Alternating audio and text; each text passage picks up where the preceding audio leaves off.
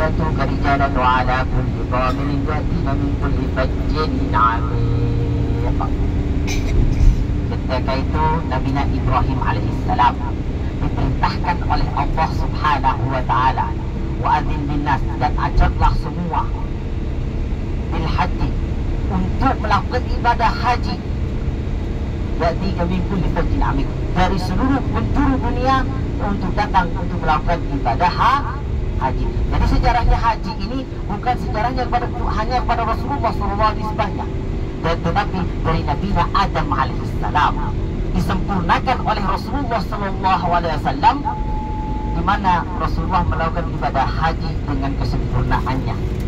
Jadi kalau kita nanya ibadah yang paling sempurna, ibadah yang paling dilakukan oleh para anbiya sebelum Nabi Muhammad SAW, yaitu ibadah haji. Makanya disebut dengan Hajjul Kubra, haji yang besar. Dan kenapa dikatakan besar? Karena bukan hanya Rasulullah SAW yang melakukan ibadah haji, tetapi seluruh para anbiya melakukan ibadah haji atas perintah Allah. Nah, ya, nanti setelah dari Irana baru kita akan menuju kepada Arafah. Ya, Mina ini sejarahnya nisbahnya jatuh kepada Nabi Ibrahim alaihissalam. Saya pertanyaan saya satu kepada jamaah semua. Sekarang, siapa istri pertama dari Sayyidina Ibrahim alaihissalam? Siapa? Ayo pintar itu. Istri yang kedua siapa? Ayo, Masya Allah. Nah, ketika Nabi Ibrahim alaihissalam merindukan seorang anak. Sekarang kalau orang nikah dapat 10 tahun tidak punya anak udah gelisah, bukan nggak begitu?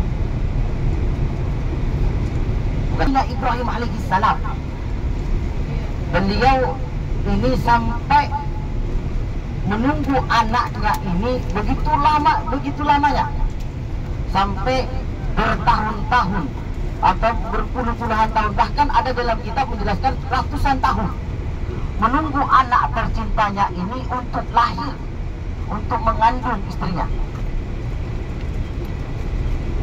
Apa yang diperintahkan Allah Subhanahu wa ta'ala kepada Nabi Ibrahim alaihissalam?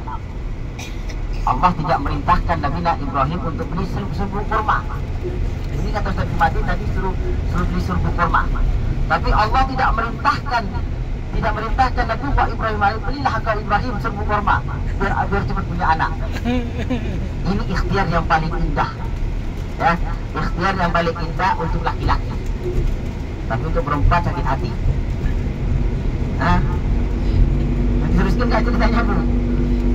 Hah? Sudah ya. Kita mulai ibu beda bukanya. Ikhtiarnya diperintahkan oleh Allah Subhanahu wa ta'ala apa? Kepada Nabi Ibrahim, nikahlah engkau wahai Ibrahim dengan izin istrimu, dengan kelapangan dada istrimu.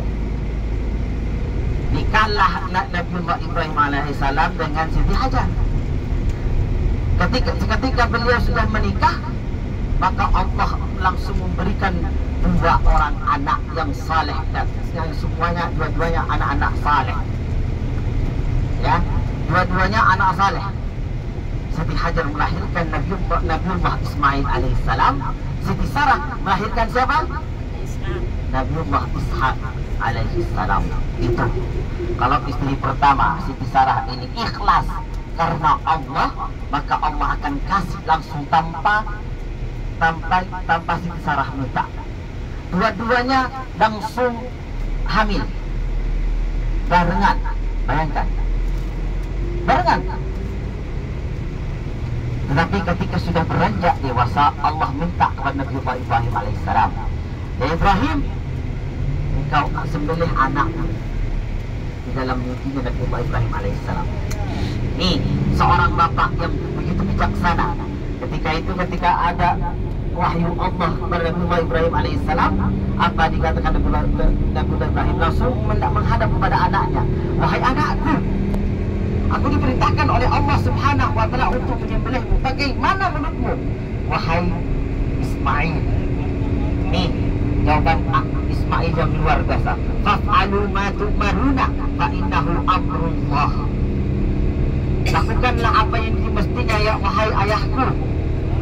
Sesungguhnya itu adalah perintah Allah. Dengan satu syarat. Syaratnya dari Nabi Ismail satu. Bawalah baju bersihku kepada ibundaku. Bilang kepada ibundaku bahwa Ismail dalam keadaan baik-baik saja. Ingin melakukan tugas karena Allah, tetapi tidak ingin menyakiti ibunda tercintanya. Kenapa Nabiullah Ibrahim alaihissalam tidak menyembelih Nabiullah Ishak? Kenapa milihnya Nabiullah Ismail alaihissalam? Kenapa? Halo? Hah? Kenapa ibu? Bapak? Kenapa? Kenapa? Aku nggak tahu. Harus tahu. Alaihissalam ini orangnya penurut. Nabiullah Ismail, Nabiullah Ishak alaihissalam orangnya adalah orangnya cerdas, artinya yang lebih dibandingkan Ismail alaihissalam. Jadi saking Nabiullah Ishak ini dikenal dengan nabi yang paling cerdas di antara yang lain. Ya, seandainya Nabiullah Ibrahim memilih Ishak, maka Ishak tidak akan mau. Tetapi kalau Ismail alaihissalam karena menurut kepada ayahnya, maka yang dipilih oleh Allah siapa? Nabi Ismail alaihissalam. Maka disitulah ketika Allah subhanahu wa ta'ala minta, maka Ibrahim kasih. Nah, kenapa ada Jamratul Ula Usto Aqabah? Kenapa? Karena disitulah rintangan dari Nabiullah Ibrahim alaihissalam untuk menyembelih anak tercintanya, yaitu Ismail alaihissalam.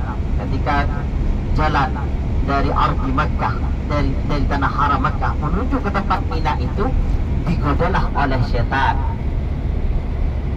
Setan pertama mengatakan, wahai Ibrahim, engkau menunggu anaknya beratusan tahun, engkau menunggu anak itu berpuluhan tahun, engkau sembelih begitu saja. Itu godaan pertama. Dan apa? Allah merintahkan Nabiullah Ibrahim alaihissalam untuk melemparkan di mana beliau mendengar suara itu sebanyak 7 butir batu. Pindahlah ke yang kedua. Jalan lagi ke depan, beliau digoda lagi. Ya, tambah dahsyat godaan itu. Allah merintahkan lagi, lemparlah suara itu. Di mana engkau mendengar suara itu, wahai Ibrahim? Jalanlah ke depan lagi. Disitulah lebih dahsyat lagi godaan setan. Wahai Ibrahim, sungguh bodohnya engkau sungguh bodoh. Kenapa? Engkau menunggu anak itu beratus-ratusan tahun, berpuluh tahun, sedangkan sedang dewasa, apakah engkau tidak mau melihat anak itu bertumbuh menjadi orang yang dewasa?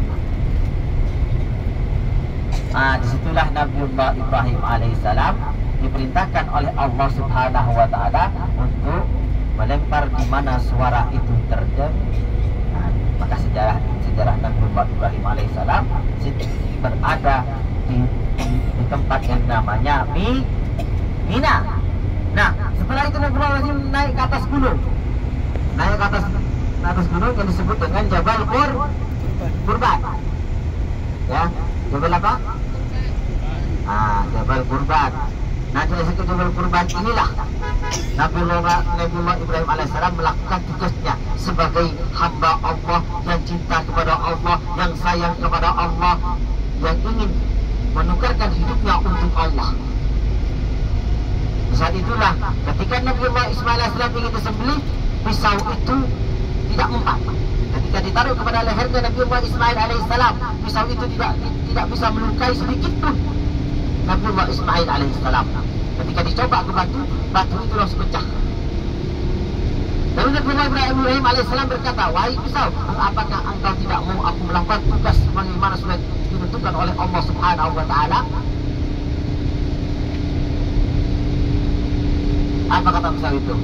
Wahai Nabiullah Ibrahim alaihissalam, tidak mungkin aku melukai orang yang Allah sayang. Di saat itulah digantilah dengan seekor domba. Maka ada kita disebut dengan Idul Adha. Maka jamaah ketika beli di tanah air jamaah, ya, itu mengenang dari cintanya kita kepada Nabiullah Ismail alaihi salam.